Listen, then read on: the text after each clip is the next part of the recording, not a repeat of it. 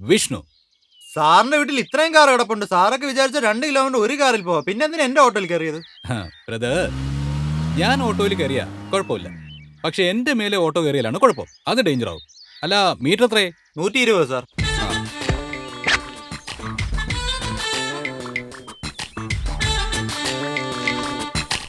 Take it. 500. 500? Balance നീ വെച്ചോ.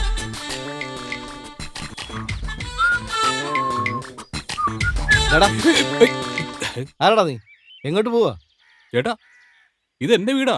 നിന്റെ വീടോ? ഇതാടാ നീ എന്നെ പൊട്ടനാക്കുകയാണോ? അതല്ല ചേട്ടാ, ചേട്ടന്റെ മുതലാളിയില്ലേ തങ്കരാജൻ, അദ്ദേഹത്തിന്റെ ഒരേ ഒരു മകൻ വിഷ്ണു ഞാനാണ്.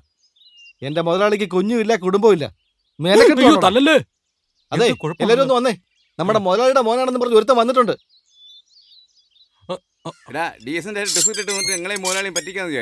മുതലാളിക്ക് സ്വത്തുണ്ടെന്ന് വിചാരിച്ച് പറ്റിച്ചിട്ട് പോകാന്ന് വിചാരിച്ചോടാ. വാടാ, പിടിക്കടാ. ഇവനെ പിടിച്ച് നമുക്ക് പോലീസിൽ ഏൽപ്പിക്കാം. പിടിക്കേ. സർക്കസ് എന്തൊക്കെയാ കാണിക്കുന്നത്?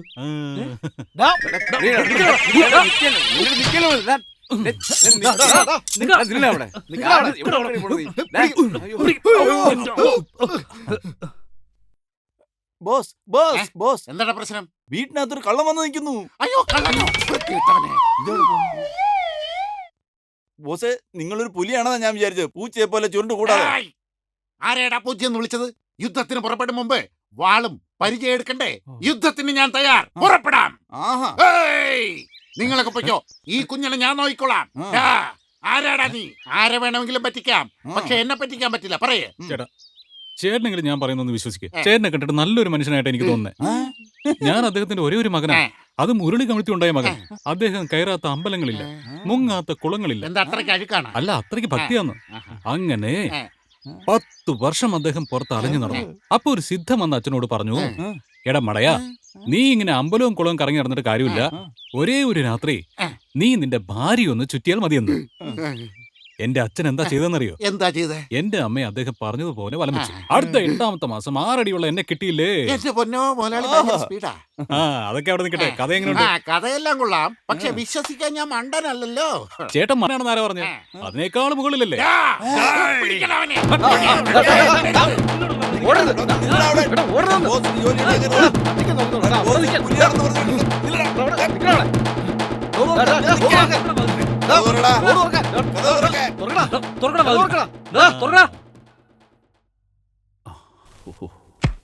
Hi dad.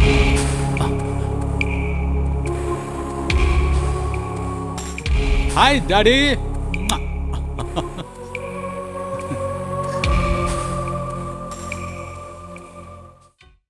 എന്ത് പറ്റി ഡാഡി? ഒരു വിഷമം പോലെ. എന്താടാ ഒന്നും അറിയിക്കാതെ? ഇതൊക്കെ ഒരു ത്രില്ലല്ലേ? എന്തിനാടാ ഇങ്ങോട്ട് വന്നേ? What daddy? അച്ഛനെ കാണാൻ മകന് വരാൻ പാടില്ലേ? അച്ഛനെ എനിക്ക് മനസ്സിലാവുന്നേയില്ല. നീ ഒന്നും മനസ്സിലാക്കണ്ട. നോക്ക്, അടുത്ത ഫ്ലൈറ്റിന് നീ ലണ്ടനിലേക്ക് വെക്കണം. പെട്ടെന്ന് പോവാനാ പറഞ്ഞേ. ഡാഡി, വിഷ്ണു, നീ ഇവിടെ ഉള്ള ഓരോ നിമിഷവും നിനക്ക് എന്തെങ്കിലും സംഭവിക്കുമെന്ന പേടിയായി ഇപ്പൊ എന്റെ മനസ്സ് മുഴുവൻ. എന്തോന്നാ ഡാഡി ഇത്? എനിക്കൊന്നും മനസ്സിലാവുന്നില്ല. നീ ഒന്നും മനസ്സിലാക്കണ്ട, മനസ്സിലാവില്ല. ഞാൻ ലണ്ടനിലേക്ക് വരുമ്പോഴൊക്കെ നീ ഇന്ത്യയിലേക്ക് വരണമെന്ന് പറയും. ഞാൻ വേണ്ടാന്ന് പറയും. എന്തിനാണെന്നറിയോ? നിന്നെ കൊല്ലാൻ വേണ്ടി ഇവിടെ ഒരുത്തൻ കുറെ കാലമായി കാത്തിരിക്കുക. ഡേയ്, ഐ ആം നോട്ട് ജോക്കിംഗ് യാ. Daddy, stop it. നീ എവിടെയാണുള്ളതെന്ന് അവൻ അറിയരുത്. അവന്റെ കൺവെട്ടത്തുണ്ടാവരുത്. വിഷ്ണു, അതുകൊണ്ടാ മോനെ നിന്നെ 7 വയസ്സ് തൊട്ട് ലണ്ടനിൽ നിർത്തി പഠിപ്പിക്കുന്നേ. ഇവിടെ ഉള്ളവരോടൊക്കെ എനിക്ക് മകനില്ലെന്നാ ഞാൻ പറഞ്ഞിരിക്കുന്നേ. നിന്നോട് ഞാൻ കൈകൂപ്പി അപേക്ഷിക്കുക, തിരിച്ചു പോടാ മോനെ. ഞാൻ പോവില്ല. അച്ഛൻ എന്തിനാ വെറുതെ ഇങ്ങനെ പേടിക്കുന്നേ? എനിക്കൊന്നും സംഭവിക്കില്ല. ഞാൻ ഇവിടെ തന്നെ നിന്നോളാം. നിന്നോളാനല്ലേ? ഓക്കെ അല്ലേ? നല്ല കുട്ടിയല്ലേ? ചക്രമുത്ത്.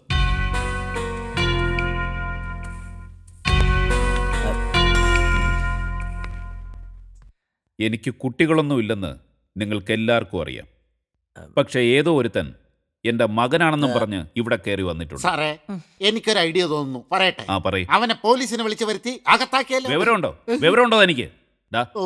എന്തിനാ അവൻ ആവശ്യമില്ലാത്ത പബ്ലിസിറ്റി? ആ, അവൻ ആരാണ്, ആ. അവനെ ആരാണ് അയച്ചത്, ഈ കാര്യങ്ങളെല്ലാം അവനിന്ന് മനസ്സിലാക്കണം. അതിന് നിങ്ങൾ എന്താ ചെയ്യേണ്ടതെന്നറിയാം. അറിയില്ല. നല്ല പോലെ ഭക്ഷണം കൊടുത്ത് അവനെ നല്ല രീതിയിൽ നോക്കണം. പക്ഷേ അവനെ റൂമിൽ നിന്ന് പുറത്തിറക്കരുത്. സാറേ അത് പിന്നെ ഏയ്,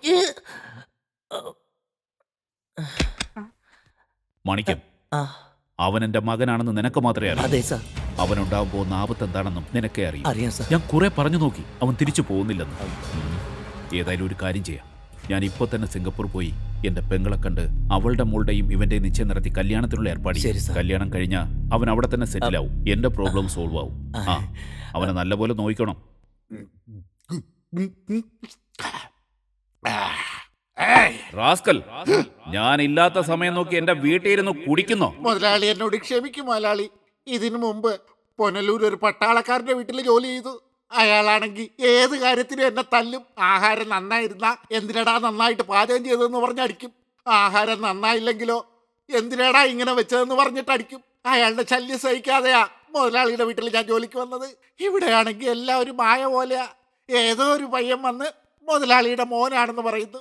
നിങ്ങളാണെങ്കിലോ അവൻ മോനല്ല എന്ന് പറയുന്നു. അങ്ങനെയാണെങ്കിൽ അവനെ പോലീസിൽ ഏൽപ്പിക്കുകയല്ലേ ചെയ്യേണ്ടത്? ഇതിന് ഉത്തരം കിട്ടാത്തതുകൊണ്ടാണ് മുതലാളി ഞാൻ ഇങ്ങനെ അടിച്ചോണ്ടിരിക്കുന്നത്. നിനക്കുത്തരം ഞാൻ തന്നെ പറഞ്ഞുതരാം. എനിക്കും കൂടെ ഒരു റൗണ്ട് ഒഴിക്കടാ. മുതലാളിക്ക് ഞാൻ പങ്കുവരാനാ. കള്ളു കുടിക്കുമ്പോ തരാതരം ഒന്നും ഇല്ലടാ, നമ്മളെല്ലാരും തുല്യരാടാ. ആണോ? എടുക്കണോ അടിക്കണോ? ബഹുമാനം കുറയുന്നുണ്ടല്ലോ. ഡോ, താനല്ലേ പറഞ്ഞ പെക്കിന്റെ കാര്യത്തിലേ എല്ലാരും തുല്യരാണെന്ന്. കുടിച്ചിട്ട് സത്യം പറയണോ നായ?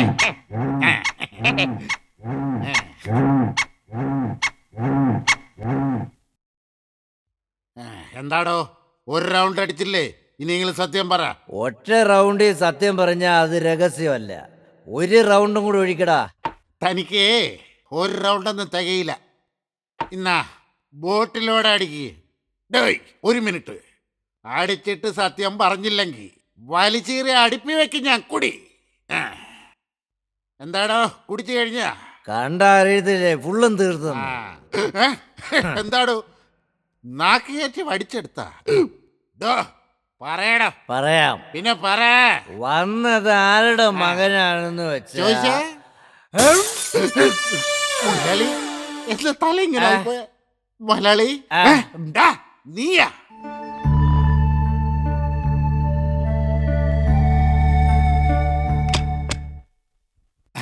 അനിയ, അനിയ ഭക്ഷണം കഴിക്ക്. ചേട്ടാ, ഏ? കുക്ക് ചേട്ടാ, ചേട്ടനെങ്കിലും എന്നെ ഒന്ന് മനസ്സിലാക്ക്. അനിയ, എനിക്കെല്ലാം മനസ്സിലായി. നീ എന്റെ മോലാളിയുടെ ഒരേ ഒരു മോൻ. അമ്മോ, ഇപ്പോഴെങ്കിലും മനസ്സിലായല്ലോ. അത് പിന്നെ ഈ ലണ്ടനിൽ ജോളിയായിട്ട് ഫ്രീ ആയി നടന്നിരുന്നോണ്ട് ഇവിടെ ജയിലിലെ പോലെ പൂട്ടിയിട്ടില്ലേ, അതാണ് ഒരു സങ്കടം. പിന്നെ ഒന്ന് പുറത്തു പോകാൻ സമ്മതിച്ചാ ജസ്റ്റ് ഞാനൊന്ന് കറങ്ങിട്ട് വരാം. അനിയ, അവിടെയാണ് പ്രശ്നം. നീ പുറത്തു പോയാ നിന്റെ ജീവൻ ആപത്താ. അതുകൊണ്ടാ നിന്റെ അച്ഛൻ മുറിയിലിട്ട് പൂട്ടിയിരിക്കുന്നത്.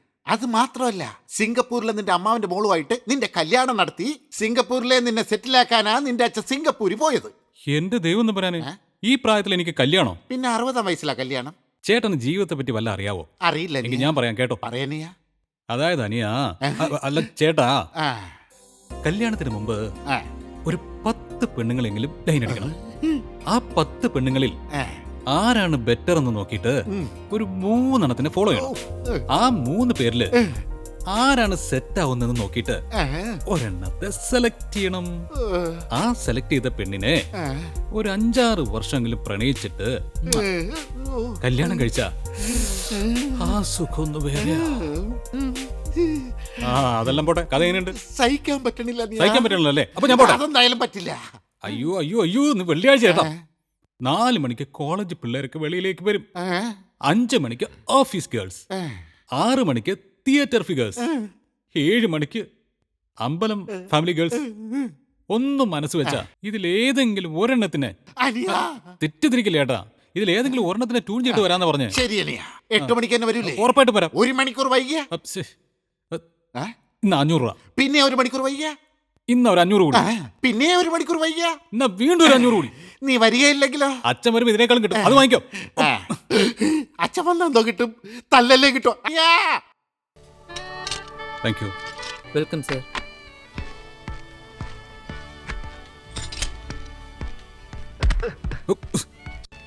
സോറിയാ.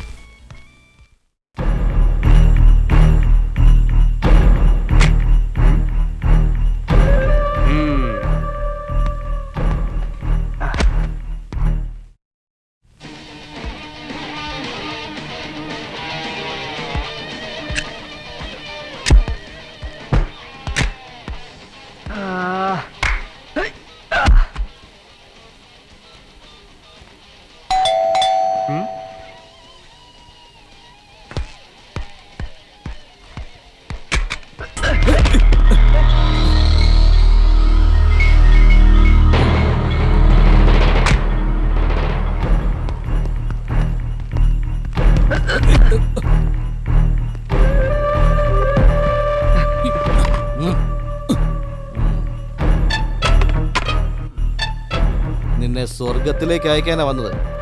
എന്തിനാ മോനെ ഇങ്ങനെ ധൃതി കാണിക്കുന്നത്?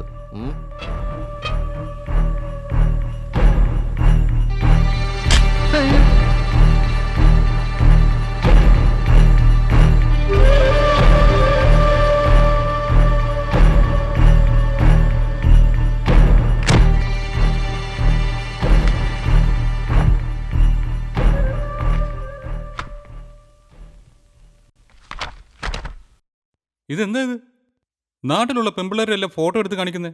ഏതെങ്കിലും ഒരു പെൺകുട്ടിയെ സെലക്ട് ചെയ്യ്, അങ്ങ് അടിച്ചു പൊളിക്കാമല്ലോ. എൻജോയ് ചെയ്യാൻ ഇതില് ആരാ നന്നായിട്ട് ഡാൻസ് ചെയ്യുന്നേ? അനിയാ, ഇത് മുംബൈ ഇറക്കുമതിയാ. ഇവള് ഖവാലി കളിച്ചു കഴിഞ്ഞാ നിന്റെ മനസ്സ് പറക്കും. പിന്നെ കുറച്ച് കാശ് ചെലവാവും. ആ. എത്രയാവും? 10,000-25,000 ആവും. ആ. ഏർപ്പാട് ചെയ്തോ? നിൽക്ക് സർ, എന്താ ഇത്ര പേടിച്ചോടി വരുന്നേ? പിന്നെ പേടിക്കാതെ എങ്ങനാ? ഞാൻ വെറുതെ ഒരു ടൈം പാസിന് വേണ്ടി ഒന്ന് ഡാൻസ് ചെയ്ത് പോകാന്ന് കരുതി. ഇവിടെ ആണെങ്കിൽ ആ പെണ്ണെന്നെ റൂമിൽ കൊണ്ടുപോയി. എന്റെ അമ്മോ, കുറച്ചു നേരം കൂടി ഇവിടെ നിന്നിരുന്നെങ്കിൽ എന്റെ ചാരിത്രം പോലെ. ഞാൻ മോളെ എങ്ങനെയെങ്കിലും കൊച്ചു മുതലാളിയെ കണ്ടുപിടിച്ചാൽ പറ്റും. ഒന്നിച്ചെടുത്ത് കരളിനകത്ത്. ഏയ്, നീ അങ്ങോട്ട് പോയി നോക്ക്. ഇപ്പൊ എന്താ ചെയ്യാ?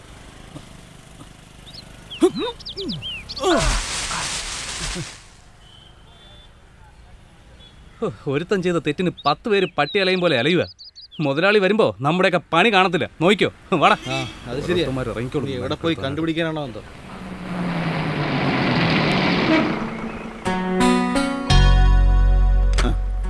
വളരെ നന്ദി മോനെ. ശരി ചേട്ടാ. തിരിച്ച് കോടനാട്ടേക്ക് എപ്പോ പോവും? ലോഡ് കിട്ടിയ ഉടനെ തിരിച്ചു പോകും. മിക്കവാറും രാത്രി 9-10 മണിയാവും. 9 മണി മുതൽ ഞാൻ ഇവിടെ തന്നെ നിൽക്കാം. ശരി ചേട്ടാ.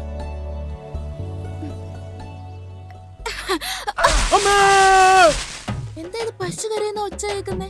കരഞ്ഞത് പശുവൊന്നുമല്ല, മനുഷ്യനാ. അയ്യോ, പുരുഷനോ?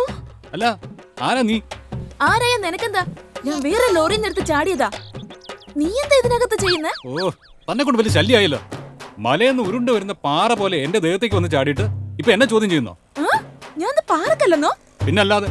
ഞാൻ ദിവസം എക്സസൈസ് ചെയ്ത് ബോഡി ഫിറ്റ് ആക്കി വെച്ചിരുന്നതുകൊണ്ട് രക്ഷപ്പെട്ടു. എന്റെ സ്ഥാനത്ത് വേറെ ആരെങ്കിലും ആയിരുന്നെങ്കിൽ ഈ വൈക്കോല് വണ്ടി ഒന്ന് നേരെ അങ്ങ് വൈകുണ്ഠത്തിൽ പോയി എത്തിയാനെ. ശരി ശരി, എഴുന്നേക്ക്. ശരാ, താൻ എഴുന്നേറ്റല്ലേ എനിക്ക് എഴുന്നേക്കാൻ പറ്റൂ. പെണ്ണ, അതും പ്രായമായ പെണ്ണ്, അതും സുന്ദരി പെണ്ണ്. നീ പാറക്കല്ലല്ല, പഞ്ഞിക്കട്ടിയാ.